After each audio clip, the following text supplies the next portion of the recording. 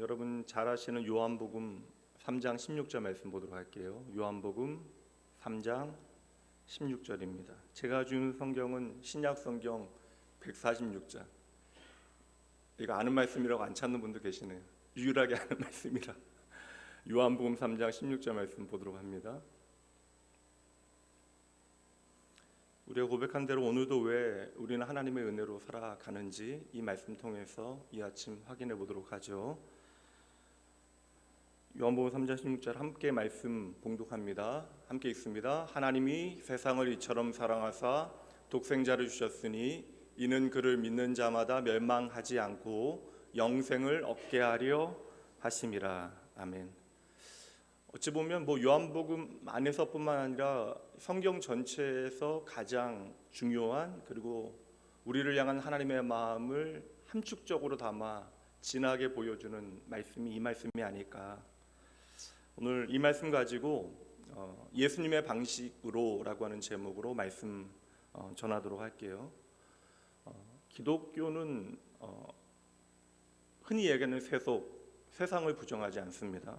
열심히 공부해서 성공하는 일, 그리고 돈 많이 벌어서 부자 되어지는 일, 열심히 일하고 애써서 높은 지위에 올라가는 것, 그리고 이름을 떨치는 삶에 대하여 기독교는 결코 부인하거나 부정하지 않아요. 그러나 분명한 한 가지는 그 모든 일들을 이루는 과정과 결과에 있어서 세상의 목적과 우리의 목적, 그리고 세상의 방식과 우리의 방식은 완전히 다르다라는 거예요. 그러니 우리가 어떠한 일을 해내는가에 대한 문제이기보다는 우리가 그것을 어떠한 마음으로 행하는가, 이것을 이제 방식이라고 오늘 말씀에서는 저는 여러분들에게 설명드리려고 하는데, 우리가 어떠한 방식으로 우리 인생을 살아가는가가 바로 우리가 기독교의 본질에 합당한 믿음의 삶을 살아낼 수 있는가의 문제가 되는 것이죠. 세상의 목적은 여하튼 결국에는 그 목적이 세상에 유용한 것들이에요. 그러니까 세상의 목적은 언제나 그 목적이 세상에 있지만, 기독교 신앙의 궁극적인 목적은 여러분 이 세상에 있는 것이 아니라 바로 하나님의 나라에 있는 것입니다. 그러니까 여러분 신앙이 자란다, 사실 교회에 나온다, 물론 교회에 나와야 신앙이 자라긴 하지만 그 신앙이 교회에 잘 나온다라고 해서 그만큼의 시간이 지난다라고 해서 언제나 자라는 것은 아님을 우리가 잘 알고 있죠. 그렇다면 신앙이 자란다라고 하는 것은 성경 전체를 통하여 우리가 확인하는 바 하나님의 백성이 되어져 가는 과정이 바로 신앙이에요. 그러니까 나의 정체성을 찾아가는 과정이 바로 신앙이 자라는 과정. 그러므로 우리의 신앙은 우리의 평생에 자라나야 하는 것입니다. 그래서 우리가 결국에는 비교를 통하여 깨닫게 되어지거든요. 그러니까 사실 이게 새벽에 나와서 기도한다라는 거 쉽지 않잖아요. 그래서 우리가 적어도 한 달에 한 번만큼은 좀 가족들이 나와서 함께 하나님 앞에 기도하면서, 제가 늘상 말씀드리지만 인간만이 삶의 의미를, 그러니까 그 살아가는 과정의 의미를 부여할 수 있는데, 사실 기도가 너무나 힘들어지는 이유는 그 기도가 정말 나를 위한 것이라고 하는 절실한 깨달음이 우리 안에 없기 때문에 그러한 것이죠. 그래서 기도는 결국 나를 위한 하나님의 은혜의 길이 되어진다, 방법이 되어진다는 사실을 우리가 깨닫게 되어지면 기도라고 하는 방식을 통하여 우리는 날마다 하나님께로 더 가까이 나아가게 되는 것이고 하나님의 마음을 배워가게 되어지는 것이죠. 유익을 알아야 우리가 그 일에 기꺼이 마음을 두게 되어지는 거예요. 그러니 반드시 우리의 신앙은 우리의 평생에 자라나야 돼요. 하나님께서 우리에게 주신 그 정체성에 걸맞는 삶을 살아갈 수 있도록 우리는 날마다 하나님에 대해서 배우고 알아가야 하는 것이죠. 그러니까 비교라고 하는 것은 결국 우리가 이 세상을 살아가면서 이 세상보다 하나님의 나라가 나에게 소중하다라는 사실을 절감해야 돼요. 그러니까 머리로 아는 것이 아니라, 그러니까 이게 우리의 지식으로만 끝나는 것이 아니라 정말 이 세상보다, 이 세상 나라보다 하나님의 나라가 나에게 정말 중요하구나 라는 사실을 배워가는 것이 바로 신앙생활이 되어지는 것입니다. 그런 여러분, 처음 말씀드린 대로 부자가 되어지는 거 누가 싫어하겠어요? 부자가 되어지는 거 정말 좋은 일이지만 이 부자가 되어지는 일보다 내가 하나님의 백성 되어지는 것을 더 즐거워하는 거, 이게 바로 신앙이죠. 이걸 우리가 배워가야 되는 거예요. 세상에서 공부 잘하고 좋은 직장, 좋은 일터 갖게 되어지는 것 정말 좋은 일이지만 내가 하나님의 백성으로 이 세상을 살아가면서 하나님과 함께 기쁨을 나눌 수 있다는 것이 나에게서 소중한 일이 되어지는 것, 이것이 바로 신앙생활이 되는 것입니다. 그러니까 말 그대로 신앙이라고 하는 것은 믿음은 하나님께서 우리에게 주시는 것이라면, 그러니까 믿음에 분명한 내용이 있죠. 믿음은 우리에게 하나님께서 선물로 주시는 것이라면 이 신앙이라고 하는 것은 이 믿음을 가지고 우리가 하나님 앞에 리액션을 드리는 것, 반응을 드리는 것. 그러니까 신앙이라고 하는 것은 언제나 생활이 붙게 되어집니다. 우리의 삶의 이야기가 차곡차곡 쌓여 가야 하는 거예요. 예수 믿는 모든 사람들이 부자가 되어지면 좋죠. 분명한 것은 조금 더 넉넉하면 조금 더 편안하게 살아갈 수 있는 것도 맞습니다. 그리고 어떤 경우는 너무나 절대적인 결핍 가운데 오랜 시간을 보내는 분들을 보게 되어지면 목회자로 바라볼 때도 좀 저분의 이러한 메인 문제들이 풀리면 좋겠다라고 하는 생각이 좀 절실해질 때가 있어요. 그리고 너무나 각박하게 되어지면, 현실적인 어려움에 오랫동안 내가 노출되어지면 이게 사실 우리의 어떤 인간성도 메말라 가게 되어집니다. 그래서 절대적인 결핍은 결코 우리에게 유익하지 않다. 그러니까 절대적인 결핍을 통해서 우리가 하나님을 만나고 의지하게 되어지는 좋은 은혜의 기회가 되어질 수 있을지언정 그것이 우리의 삶에 계속되어지면 결국에는 우리가 지치게 되어지는 순간들이 있죠. 물론 하나님께서는 그를 통해서도 우리의 삶에 특별한 도우심의 은혜들을 허락하시지만 참 이게 힘든 문제긴 해요. 현실에 우리가 부닥치게 되어지면. 근데 이게 참 재미있는 게 뭐냐면 예수를 믿는다라고 해서 제가 이제 교회 안에서 자라고 이제 교회 안에서 목회자로 삶을 함께하게 되어질 때 이제 경험적으로 이미 알고 있어요. 우리가 예수 믿는다라고 해서 다 부자가 되어지는 것 아닙니다. 우리가 예수를 믿는다라고 해서 세상에서 다 높아지고 성공하게 되어지는 거 아니에요. 예수 믿는다고 다 출세하는 거 아닙니다. 분명한 사실은 그러나 우리가 예수 믿으면 누구나 다 구원받습니다. 이거 믿는 거예요. 우리가 세상에서 때로는 실패하는 순간도 있지만 우리가 예수 믿으면 누구나 다 하나님의 나라에 들어가게 되어지는 것이죠. 그래서 우리가 예수를 믿게 되어진다라는 것은 이 땅에서도 세상을 살아가지만 하나님의 나라를 살게 되어지는 것, 이 땅에서도 하나님의 백성의 삶을 살아갈 수 있는 놀라운 은혜를 경험하는 것. 이거 경험해야 여러분 신앙생활이 즐거워지고 행복해지는 것입니다. 그래서 우리가 예수 믿으면 이 세상을 살아가지만 우리가 살아가는 모든 삶의 이야기가 꼭 교회 와서 찬양하고 예배하고 우리가 신앙 고백하는 것뿐만 아니라 우리가 살아가는 모든 삶의 자리, 심지어 하나님이 계시지 않는 것처럼 여겨지는 그 삶의 모든 자리도 우리가 예수 믿으면 하나님과 직접 연결되어지는 삶이 되어짐을 여러분 꼭 기억하셔야 돼요. 그래서 예수를 믿는다라고 하는 것은 하나님의 나라를 기다리는 삶을 살아가는 것이죠. 사실 구약 시대에 아브라함 이게 됐거든요. 구약 시대를 살았던 아브라함도 됐는데 사실 저는 아브라함도 되면 오늘 저와 여러분 더 잘 돼야 된다. 왜냐하면 우리는 예수 그리스도를 만난 사람들이기 때문에. 아브라함은 예수 그리스도를 소망했던 사람이지만 우리는 예수 그리스도를 만난 사람이니 아브라함이 히브리서 11장에 말씀해 보면 믿음의 선배들이 나오잖아요. 그들의 믿음이 무엇인가를 우리에게 이제 비추어 주는데 아브라함에 대한 설명이 뭐라고 이야기해요? 아브라함은 한 가지 기억. 아브라함은 돈 많은 사람이잖아요. 성공한 사람이잖아요. 입신양명이 무엇인지를 삶으로 증명한 사람. 먼 이국 땅에 와서 성공하여 이제 엄청난 부와 성공을 이룬 사람이 아브라함인데 그 아브라함의 삶에 대해 설명하며 히브리서는 믿음을 어떻게 설명합니까? 아브라함은 한 가지를 기억했대요. 나에게 더 나은 본향이 있다라는 사실을 알았다라는 것이죠. 그래서 이 땅을 살아가는 동안 아브라함은 나그네처럼 살아갔다. 내가 가진 것으로 이 땅이 전부인 것처럼 생각한 것이 아니라 이 땅에서 내가 나그네라고 내가 더 좋은 본향이 있다라는 사실을 기억하고 나그네와 같이 그래서 히브리서 말씀에 보면 내가 텐트를 치고 이 땅에 살아갔다. 그렇게 생각해 보면 우리는 예수 그리스도를 만나 하나님의 백성, 하나님의 나라의 시민이 되어졌다라고 확신하는데 막상 우리는 하나님의 나라를 그렇게 기다리며 살아가지 않는 것이 오늘 우리의 문제가 아닐까. 저와 여러분도 세상 사람들과 동일한 무게로 이 땅에 여러 문제들이 노출되어 살아가다 보니까, 그러니까 세상 살아가다 보면 폭폭하고 힘든 일들 참으로 많이 있습니다. 먹고 사는 문제부터 조금 더 좀 잘 살아보겠다라고 하는 열망이 우리 안에 그래서 있죠. 그런데 마음과는 달리 내 인생이 그렇게 잘 풀리지 않는 것처럼 여겨지는 순간이 있습니다. 그래서 우리는 언제나 어제를 후회하게 되어지는데, 풀리지 않는 문제 가운데 우리가 그 문제를 풀어내야 내가 잘 살 수 있다라고 생각하게 되어지니까 우리는 어느새 잘 살기 위해서 너무나 무거운 짐을 지고 수고하고 살아가게 되어지죠. 그래서 사라지게 되어진 것이 우리의 삶의 기쁨이에요.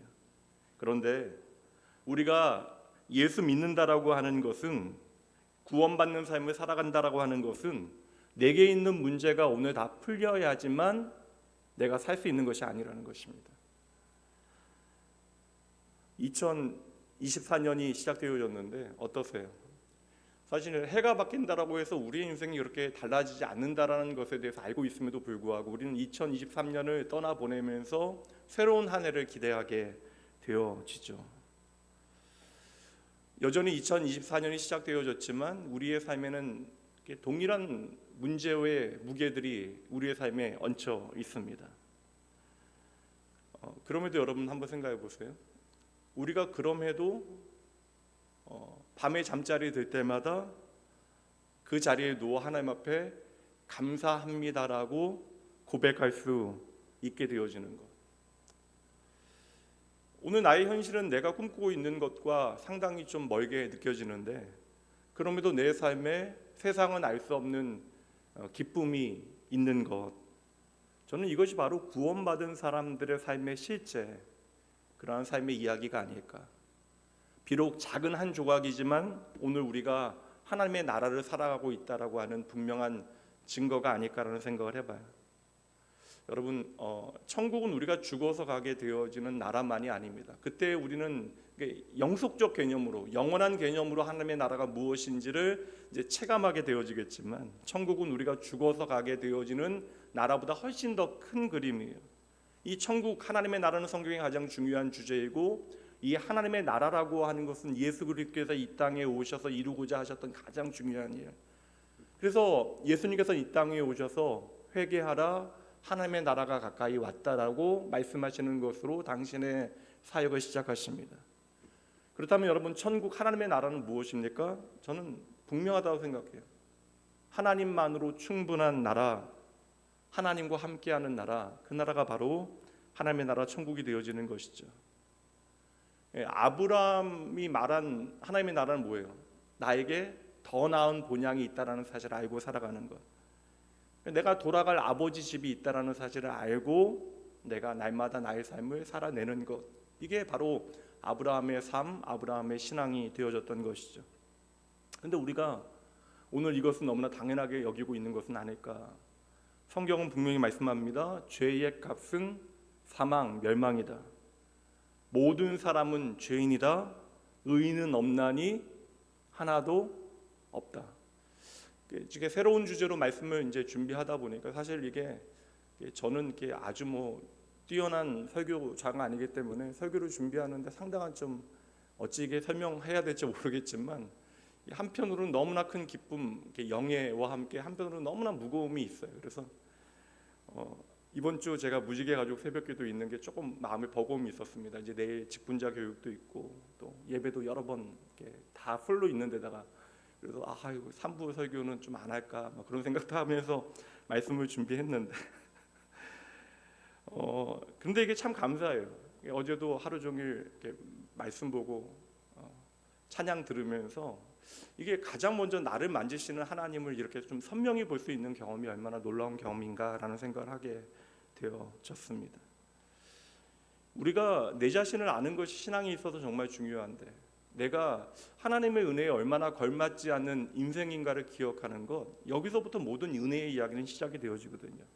내가 용서받을 수 없는 자, 하나님의 의에 거할 수 없는 자, 그래서 나는 영원한 사망에 머물 수밖에 없는 인생.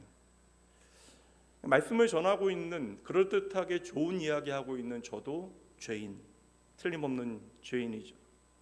그래서 히브리서 말씀에 보면 우리는 결코 하나님의 안식, 그 샬롬 평안에 들어갈 수 없는 사람이에요.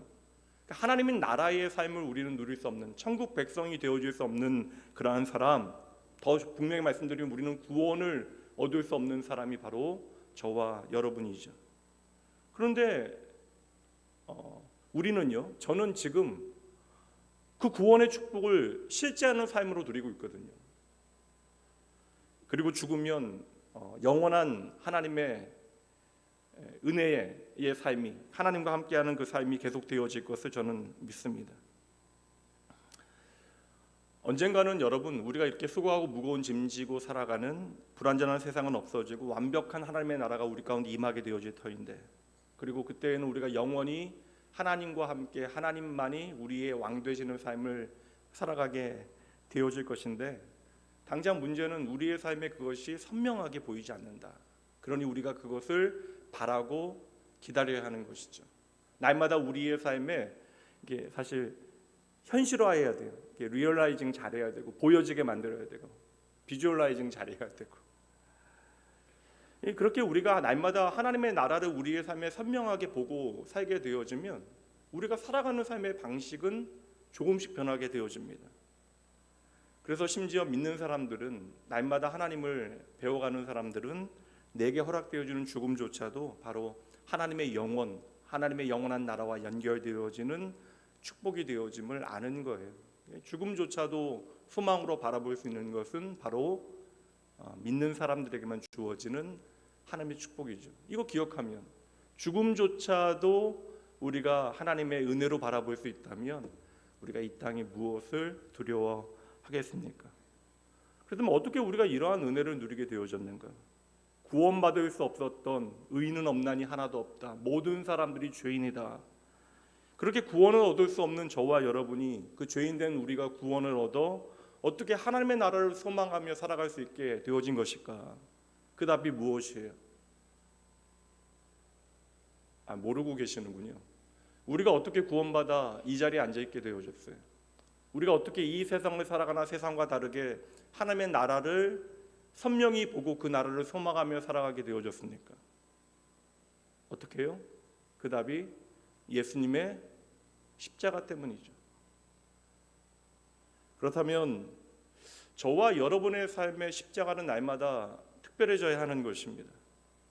2024년 우리가 제대로 신앙생활 하기를 진정으로 원한다면, 내가 하나님의 영원한 나라와 연결되어지고 세상과 동일한 삶에, 저는 사실 믿음이라고 하는 것은 거창한 이야기라고 생각하지 않아요. 제가 예전에 있었을 때 음식점 너무나 잘 되던, 그러니까 너무 잘 되던 음식점을 하시던 한 집사님께서 어느 날 갑자기 기도하시는데 새벽에 아프리카 가서 선교해야 되겠다는 그런 하나님의 좀 소명이. 그래서 제가 그 아들 레미가 이제 저희 대학부고 이제 아들이 막 걱정하고 그래가지고 저도 이제 뭐 담임 목사님도 말씀하셨지만 안 가셔도 된다고, 뭐 언어도 안 되시고 이제 그 50대 나이에 갑자기, 물론 하나님의 나라를 위하여 내가 특별한 사명을 가지고 헌신하는 건 나쁘지 않지만, 근데 결국 이제 가셨어요.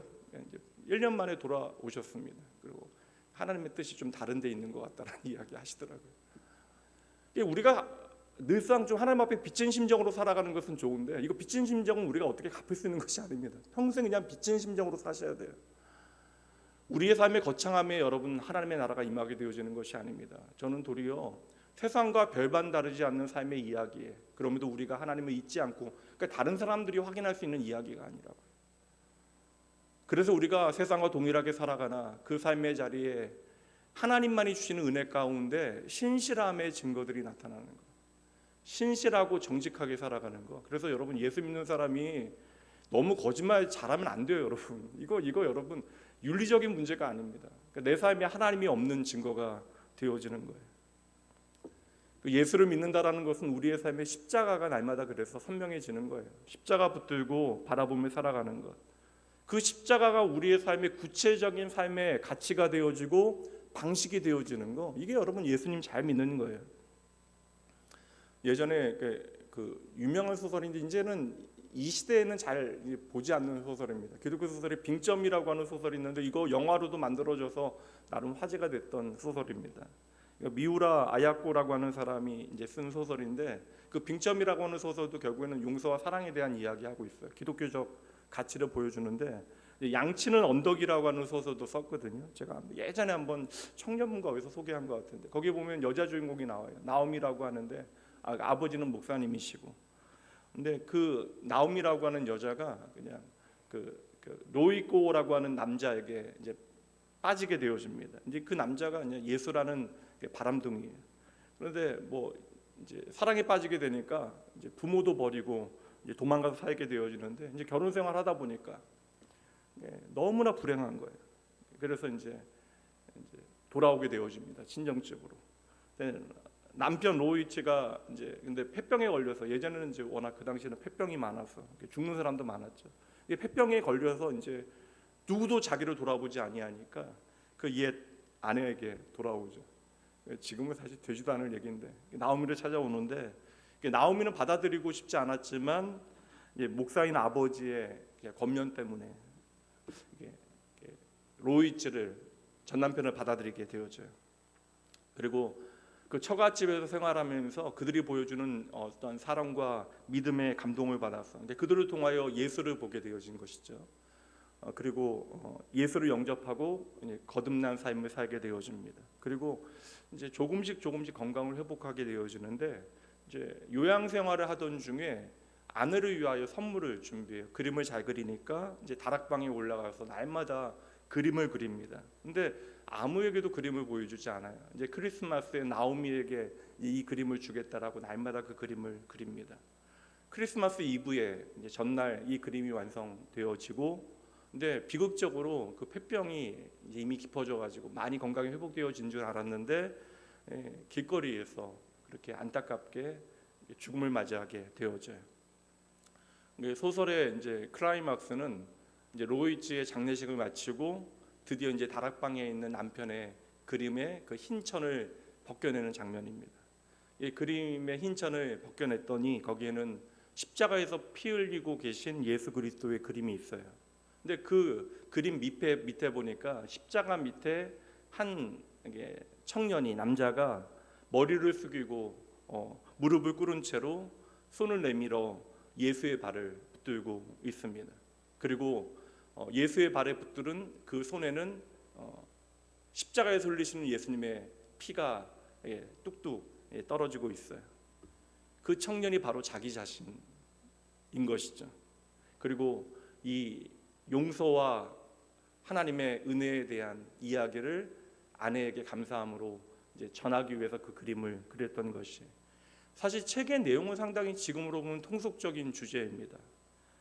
그럼에도 불구하고 우리에게 분명히 보여줄 수 있는 것은 결코 내가 해결할 수 없는 우리의 인생의 문제, 그 죄의 문제요.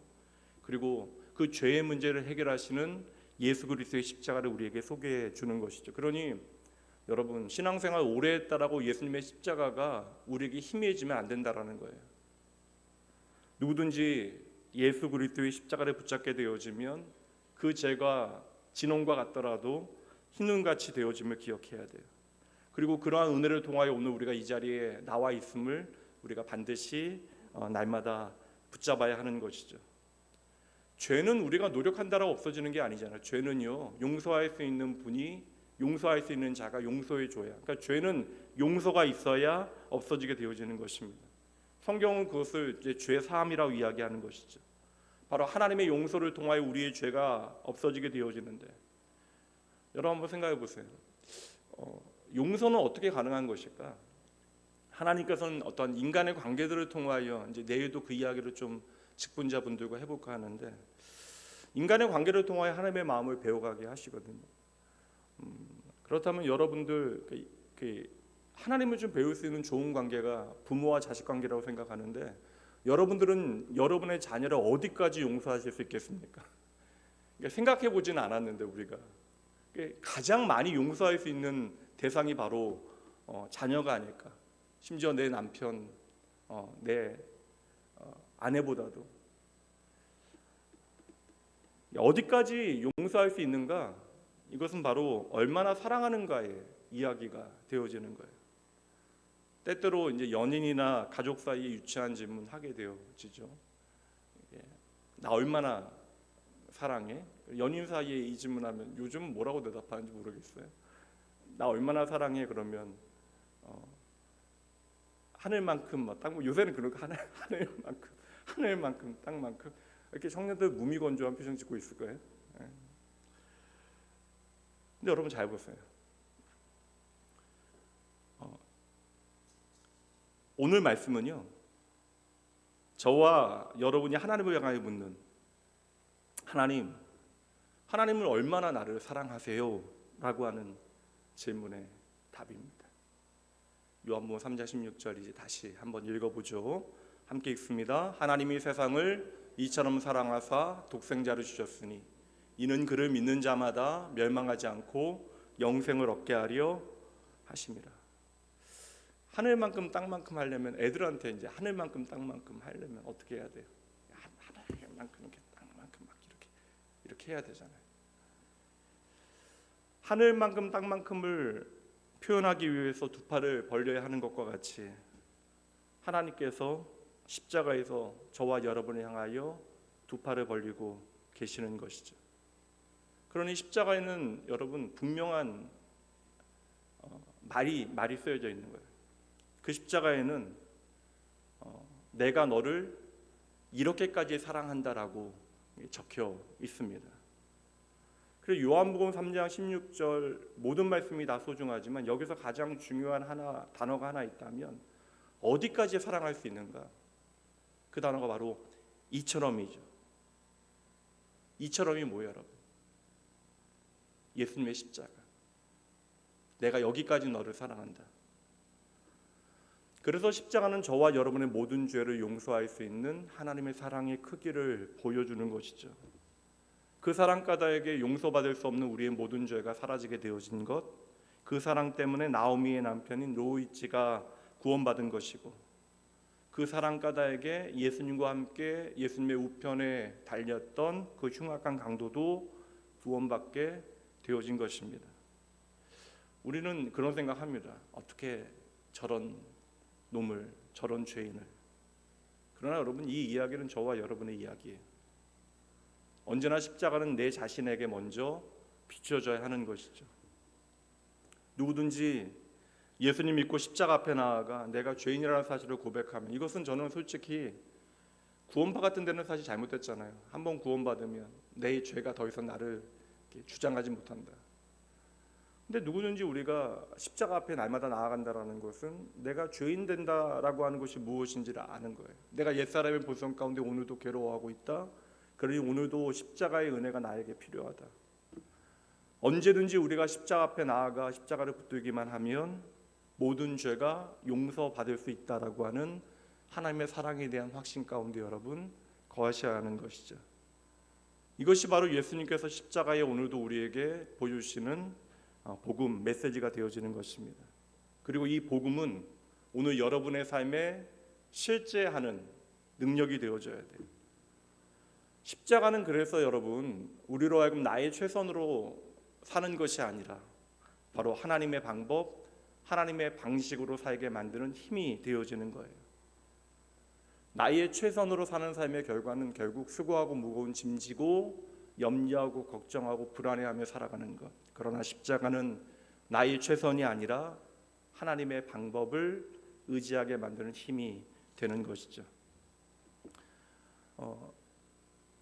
투수가 완투하고 완봉하고 이제 승리 투수가 되어져서 경기 소감을 인터뷰할 때 초반에 컨디션이 좋지 않아서 너무나 힘들었다고, 오늘 안타도 많이 받고 많은 위기도 있었다라고 이야기할 때 그 얼굴이 어둡지 않잖아요. 그 어려움에 대한 이야기를 하는데 그 투수의 얼굴은 편안하고 행복합니다. 왜냐하면 이미 경기에서 승리했기 때문에 그러한 거예요. 여러분, 우리가 구원을 얻었다라고 하는 것은요, 구원을 얻을 것이다가 아니라 이미 구원을 얻었다라고 하는 것. 그래서 우리가 오늘 이 세상을 살아가는 하나님의 나라에서 산다라고 하는 것은 우리가 이미 승리했다라고 하는 것을 의미하는 거예요. 우리가 이 사실을 믿고 있으면 내 인생이 조금 꼬여도, 내가 원치 않은 안타를 맞고 때론 무사 만루 위기에 처한 것 같아도 그것 때문에 우리가 무서워서 경기를 포기할 필요가 없는 거예요. 이미 우리가 예수님 때문에 이긴 경기이기 때문에 그러합니다. 저와 여러분이 믿는 하나님이 크신 하나님인 것 여러분 아시잖아요. 우리가 믿는 하나님은 전능하신 하나님. 근데 더 중요한 진리는 무엇입니까? 그 전능하신 하나님이 바로 나를 사랑하시는 나의 아버지가 되신다. 신앙은 이거 열심히 좀 배워야 하지 않을까? 하나님이 나를 얼마나 사랑하시는가를 우리가 배워야 하지 않을까? 여러분, 하나님은 정말로 저와 여러분을 사랑하십니다. 요즘 새벽마다 창세기 말씀 나누고 있는데 제가 은혜 먼저 받아요. 하나님의 그 사랑이 창조의 이야기가 얼마나 아름답게 녹아져 있는가.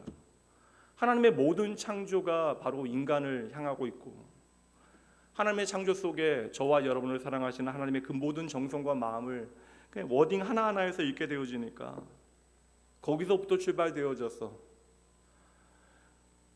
그 하나님의 사랑의 정점인 예수 그리스도의 십자가에 이를 때까지 이게 너무나 놀라운 이야기가 우리에게 주어지는 거예요. 그렇게 생각해 보니까 이거 성경 안 읽고 살아가는 것도 신기하다.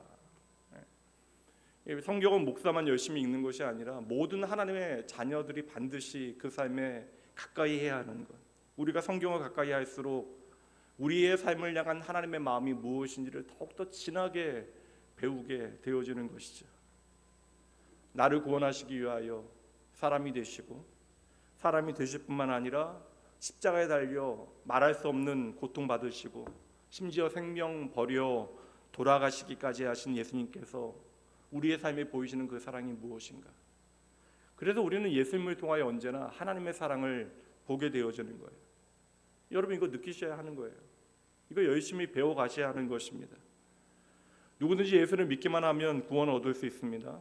이 세상을 살아가면서 하나님의 사랑을 풍성히 누리며 살아가게 되어져요. 그때에 우리의 삶은 기쁨과 평안의 이야기로 가득 차게 되어지는 것이죠. 그때 우리는 항상 기뻐하고 범사에 감사하는 삶을 살게 되는 거예요.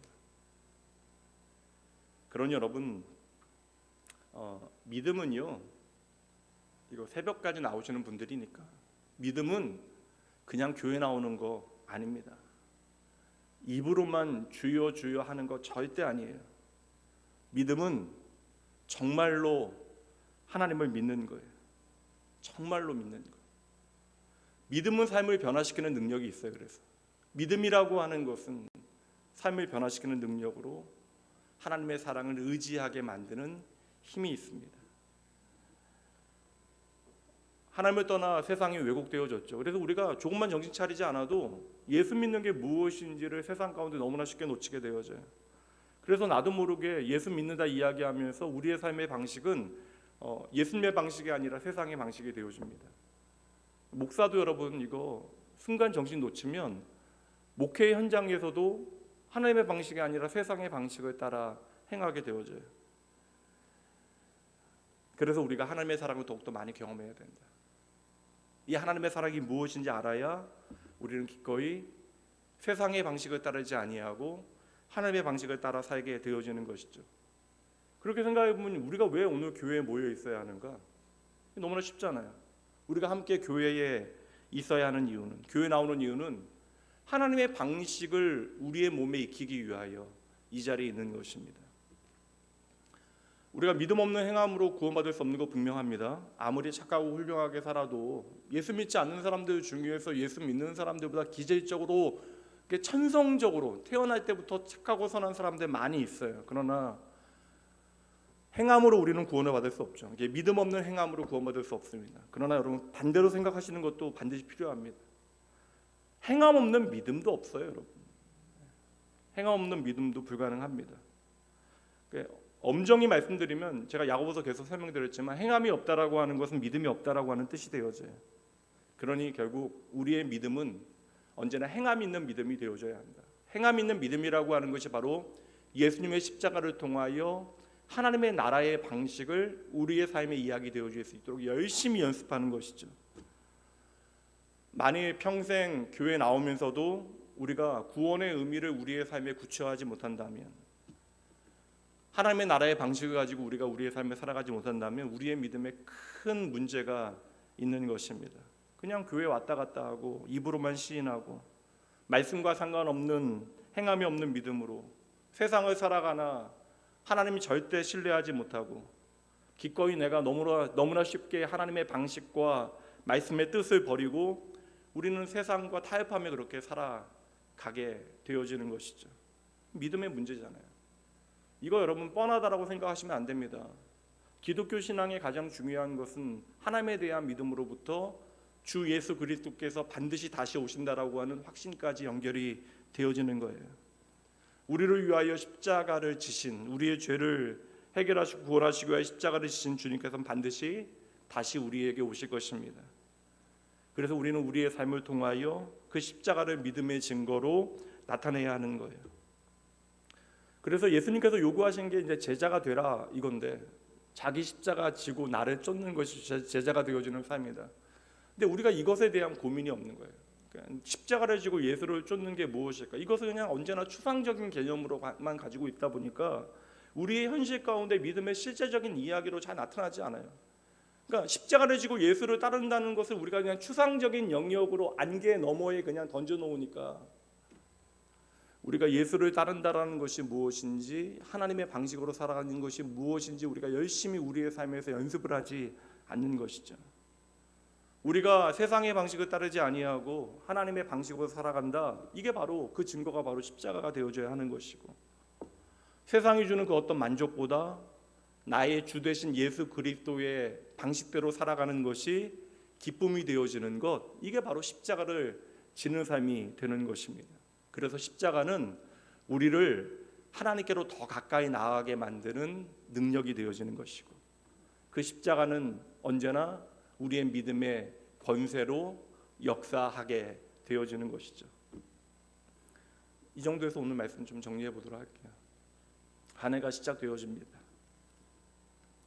우리에게 한 해라고 하는 시간은 그냥 물리적인 시간으로, 크로노스의 시간으로 흘러가는 시간이 아니라 우리의 인생을 건져내기 원하시는 하나님의 카이로스의 시간을 경험하기 위하여 존재하는 거예요. 새로운 한 해를 살아가게 되어지는데 여러분 정말 좀 잘 사셔서 하나님의 기쁨 되신 여러분 되시길 주님의 이름으로 축복합니다. 날마다 하나님의 기쁨이 되어지는 교회, 우리가 교회잖아요. 교회는 건물이 아니잖아요. 시스템이 아니잖아요. 예수 그리스도의 은혜 가운데 하나님 안으로 들어온 우리가 바로 하나님의 교회인데, 우리가 날마다 하나님의 기쁨이 되어질 때에 우리의 삶의 성패는 결국 십자가에서 나를 위하여 죽으시고 부활하신 주님, 그 주님께서 오늘도 내 삶에 이루시는 일이 무엇인가, 이것에 우리가 얼마나 주목할 수 있는가, 이것에 우리가 얼마나 집중할 수 있는가, 여기에 저는 믿음의 삶의 성패가 달려있다라고 확신합니다. 새로운 한 해 하나님의 은혜의 기회로 여러분 기억하시고, 우리가 살아가는 모든 삶의 자리, 모든 시간 하나님께서 우리에게 알려주시는 방식, 여러분 각자의 삶의 자리에서 하나하나 배워가셔야 돼요. 교회에 모일 때마다 이거 열심히 여러분 배워내셔야 합니다. 그러니까 교회 오셔서는 그러니까 다른 얘기 하지 마시라고. 저는 일상은 남는 건 좋은데 여러분 취미 활동 그런 것도 짧은 시간, 일주일에 한 번 만나는 사람들도 있는데 만나서 여러분 취미 활동하는 얘기하고 그런 얘기하기는 너무 시간이 아깝지 않아요, 여러분? 물론 그런 나눔들도 근데 여러분 좀 예수님 얘기하시고 하나님의 방식으로 우리의 삶을 살아간다는 것이 무엇인지 함께 나누고 격려하고, 그렇게 내 십자가를 지고 예수님을 따르겠다라고 하는 결단이 여러분들 가운데 있어야 돼요. 주영이도 잘할 거야. 주영아, 너도 잘할 수 있어. 잠꼬대한 건 아니지 지금 순간. 정말 오늘 내가 수고하고 무거운 짐진 것이 나를 복되게 하지 못한다는 사실 아셔야 돼요. 열심을 다하나 이것이 나의 전부 되어지지 아니함을 기억하고 믿음으로 나의 삶을 바라보고, 도리어 우리는 그 세상의 모든 무거운 짐진 것들, 그 고통 벗어버리고 주님 안에서 구원받은 자의 삶을 제대로 살아가야 하는 것이죠. 그래서 십자가는 오늘도 우리에게 필요한 것이고, 십자가는 오늘도 우리에게 하나님의 구원의 빛을 비추어 줍니다. 우리로 하여금 하나님 앞에서 제대로 우리의 인생을 살아가게 하는 거예요. 생명은 여러분 세상에 없어요. 그리고 사람에게도 없습니다. 여러분 많은 돈으로 여러분 결코 구원받지 못해요. 그 돈이 여러분 구원하지 못한다라는 거예요. 근데 이거 실제로 삶으로 살아내는 믿음의 사람들이 얼마나 있어요. 그러니 예수님께서는 마지막까지 던지셨던 질문이 돈이냐 하나님이냐 이거 던지셨잖아요. 결국 우리는 돈을 하나님 삼고 살아가게 되어집니다. 돈이 여러분을 구원하지 못해요. 세상의 어떠한 성공도 하나님의 나라를 살아가게 만드는 힘이 없습니다. 오직 구원, 오직 생명, 오직 하나님의 나라는 믿음으로만 얻는 거예요. 바로 십자가에 대한 믿음. 이 믿음의 고백을 여러분 구체적인 예배의 자리에서 좀 열심히 고백해 내세요. 2024년은 허락되어진 예배의 시간을 더욱더 귀히 여기고 참된 하나님 만남의 시간으로 여기시는 여러분 되시길. 요즘 아이들 말로 좀 이렇게 폼을 찾으셔야 돼요. 신앙생활에 잃어버린 좀 이렇게 폼을 제대로 찾아내셔서 예배 좀 잘 드리시고, 예배 잘 드려야 신앙도 잘하니까 여러분의 잃어버린 어떤 구원의 기쁨도 되찾게 되어지니까 2024년은 무엇보다 무너졌던 여러분의 신앙의 기초를 단단히 세우시는, 그리고 그 위에 하나님의 방식들을 열심히 배워가시는 여러분 되시길 주님의 이름으로 축복합니다. 그렇게 모든 방식의 하나님의 방식이 되어질 때 우리의 삶이 전부 다 하나님께 연결되어지는 거예요.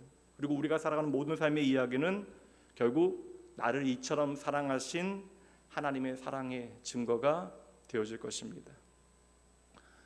이 시간 함께 좀 믿음의 고백과 함께 격려하는 찬양으로 이 찬양 함께 찬양하고 기도하면 좋겠어요. 이 찬양 드리죠. 나의 가는 길 함께 찬양합니다.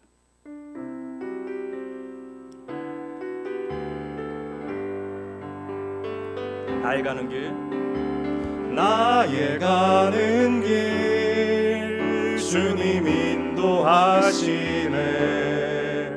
그는 보이지 않아도 날 위해 일하시네. 주 나의 인도자 항상 함께 하시네. 사랑과 힘 베푸시며 인도하시네. 인도하시네. 다시 한번 찬양합니다. 나의 가는 길, 나의 가는 길 주님 인도하시네. 그는 보이지 않아도 날 위해 일하시네. 주 나의 인도자 항상 함께 하시네. 사랑과 힘 베푸시며 인도하시네. 인도하시네. 우리의 삶이 하나님 일어나는 광야의 길을 만드시고 날 인도해. 사막의 강 만드신 것 보라. 하늘과 땅 변해도 주의 말씀 영원히 내 삶 속에 새 일을 행하리. 나의 가는 길, 나의 가는 길 주님 인도하시네. 그는 보이지 않아도 날 위해 일하시네. 주 나의 인도자 항상 함께 하시네. 사랑과 힘 베푸시며 인도하시네. 인도하시네.